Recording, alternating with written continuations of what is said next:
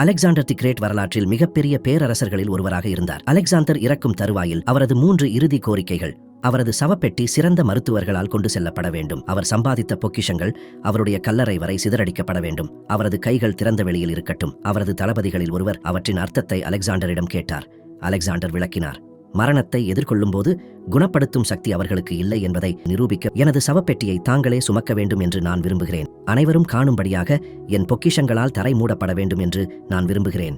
வெறுங்கையுடன் நாம் இந்த உலகத்திற்கு வருகிறோம் என்பதை மக்கள் காணும்படியாக என் கைகள் காற்றில் அசைய வேண்டும் என்று நான் விரும்புகிறேன். வேதாகமம் சொல்லுகிறது, நாம் இறந்த பிறகும் நமக்கு ஜீவன் உண்டு, அதாவது நித்திய ஜீவன்.